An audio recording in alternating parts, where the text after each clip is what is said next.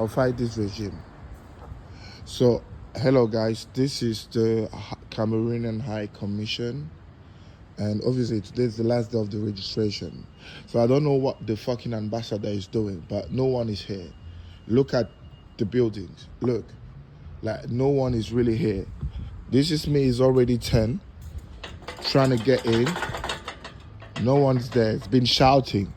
Yo! Is there anyone here? Well, no one's answering. They said on their website that, okay, today is going to be the last day to register from 10 to 1. Last week I came here and they said, okay, everyone who wants to register should come in it. So I'm here. No one is here. So and this is how they're going to do to steal the elections again. They don't allow people to register. I've been here since 10 on the dot and nothing has happened. So I literally won this ambassador. I can't call him His Excellency because obviously he's doing a very bad job. Whoever it is, like, he's on the clock now. He's definitely on the clock. So yeah, that's all I wanted to do and to say thank you. Alors, juste après cette vidéo, effectivement, alors je sais pas pourquoi je fais ça, pardon. Juste après cette vidéo, effectivement, elle témoigne du désarroi ou alors du dégoût qu'effectivement, que les Camerounais au Cameroun et les Camerounais de la diaspora ont pu ressentir quant à leur rapport avec effectivement les cas. Que se passe-t-il? Effectivement, ici en Angleterre, comme la plupart des ambassades, Elecam travaille à des jours bien spécifiques et à des jours bien spécifiques. Et en Angleterre, je trouve que c'est vraiment le comble de la parodie ou de la comédie. Ou alors même effectivement le comble d'une attitude qui consiste à décourager les Camerounais à s'inscrire. Les jours ouvrables, effectivement, c'est de lundi à vendredi. Mais que fait Elecam? Effectivement, le détachement qui est ici en Angleterre. Il travaille non seulement le lundi et le mercredi uniquement, c'est-à-dire 2 jours déjà sur 5, mais en plus, il travaille uniquement entre 11h et 13h. Je répète, pour ceux qui ne m'ont pas bien suivi. Elecam, qui est financé à hauteur de 5 milliards de francs CFA l'année. Alors, excusez ma calculatrice pour trouver le montant en pounds. Mais c'est pas grave. Qui reçoit à peu près 5 milliards, si on divise par 800, je peux pas faire le maths maintenant, ça marche pas.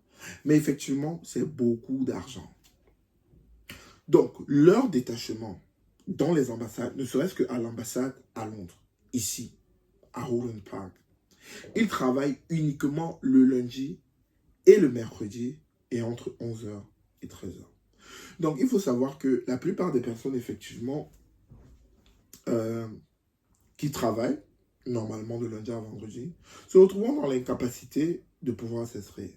Parce que même s'ils devraient prendre une pause pour aller s'enregistrer à Elecam, ce serait uniquement, en général, et pour la majeure partie des entreprises, entre 12h30 ou alors 13h30. En général, on ne prend pas la pause à 11h.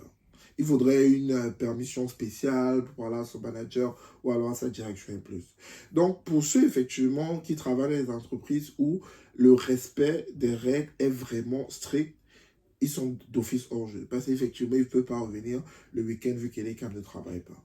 Mais, qu'à cela ne tienne. Qu'à cela ne tienne. Que cette marche de travail qui n'est que de 2 heures, où ils travaillent, en plus de cela, ils n'ouvrent pas à l'heure. Et donc, c'est le cas de mon désarroi. Moi, ce qui s'est passé, effectivement, c'était quoi? C'est qu'effectivement, ce jour-là, j'ai dû apprendre une permission pour venir à Elecam. J'arrive le jour-là, j'arrive à l'heure. Et il me levait tout le matin et tout, pour effectivement d'autres personnes qui pourraient avoir les mêmes contraintes journalières quand ils sont plus ou moins impliqués dans un cadre familial. Je veux dire, remplir ces contraintes journalières et arriver à Elecam à l'heure et se rendre compte qu'ils ne sont pas ouverts. Et en plus, tu attends. Tu attends. Tu attends. Tu attends. Les gars ne viennent pas. Et tu vois souvent d'autres... Et c'est après que je veux dire, c'est a posteriori que je me rends compte que j'ai failli avoir une intercation avec quelqu'un qui était dehors, effectivement, un autre Camerounais, parce qu'il ne faisait que me dire, oh, mais tu crois que ton attitude va changer, quoi, que c'est en criant, que ça va changer, quoi. Et lui, effectivement, je me suis rendu compte qu'il travaille pour Erika. Donc, il était en train de défendre sa chapelle. C'est par la suite que je me suis rendu compte de ça. Mais qu'à cela ne tienne, j'ai eu à exprimer ma colère, mon désarroi, de la façon qui a été filmée, qui a été relayée sur cette vidéo. Parce que j'estime qu'il est vraiment inadmissible de pouvoir mettre d'empêcher des Camerounais de participer à la vie politique de leur pays de manière aussi notoire. Et ça, ce n'est pas mon cas. Moi, j'habite à Londres et pas très loin de l'ambassade. En plus. Donc, j'imagine ceux qui habitent encore plus loin dans des villes encore plus retirées, Manchester, Liverpool, Coventry, Birmingham, ceux qui doivent prendre le train, revenir, et pour uniquement attendre que des gens ouvrent pour pouvoir remplir leurs devoirs citoyens sans une quelconque notification.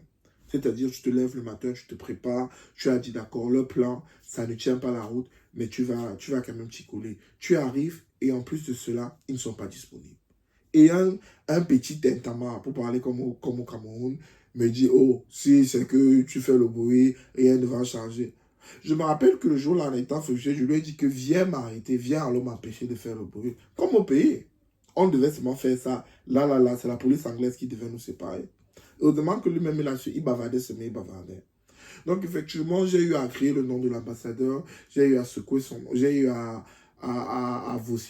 vociférer, c'est un peu trop fort, vu que je parlais à moi-même, il n'y avait personne. Je me rappelle qu'en partant de là, j'étais tellement énervé, parce que je pensais déjà à mon argent que j'avais raté le jour-là, même en ayant donné la permission. Je pensais au travail que je devais revenir trouver le lendemain, et que je devais faire, et je pensais encore que toutes ces journées avaient été gâchées.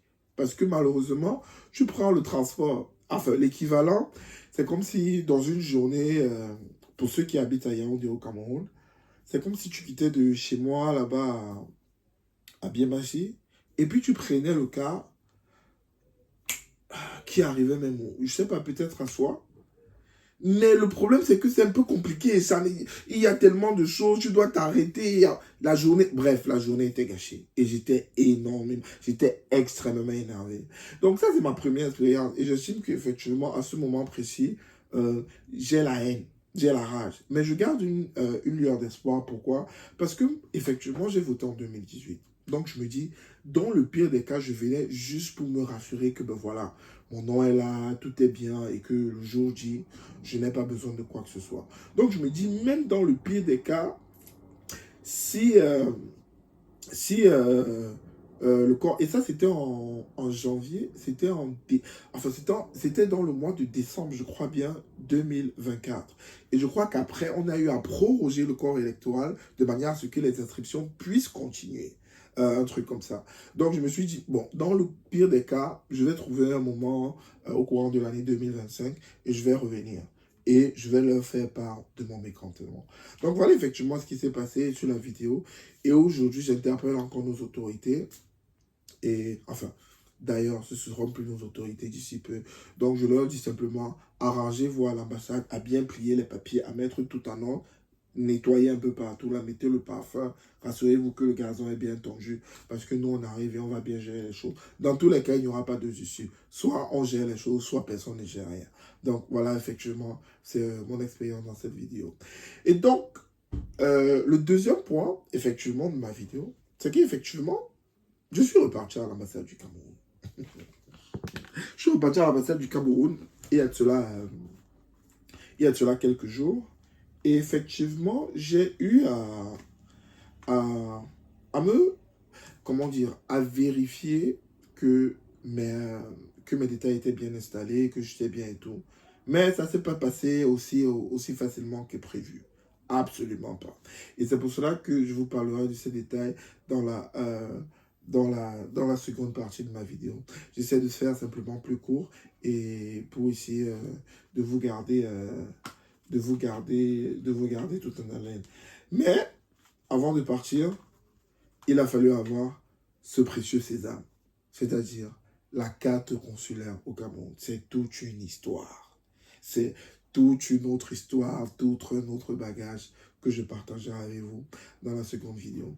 Et donc, je vous dis simplement à tout à l'heure pour partager avec vous les chroniques de mon périple, de mon chemin de Damas à l'ambassade du Cameroun avec le processus électoral. Et une fois encore, au soir du 12 octobre, je suis sûr que la majeure partie des Camerounais n'auront plus à subir toutes ces inconvéniences.